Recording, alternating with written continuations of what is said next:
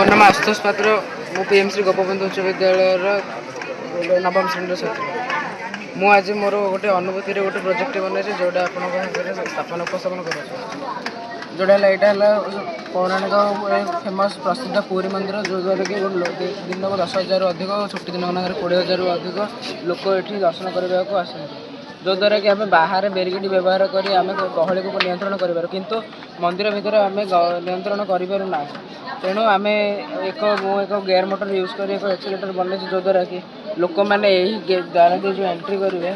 जेपरिक एक कंढे यह एक घूर्णयमान चक्र एक घूर्णयमान चक्र जो द्वारा कि लोक मैंने आसिले ये हाइट जेंडर अनुसार ये ठिया और यह घूर्णयमान कर जो कि लोक मैंने टाइम लिमिट अनुसार दर्शन कर यार द्वारा दे अटकाऊँच और यह एक बेरिकेड साहाय्य एक्जिस्ट कर द्वारा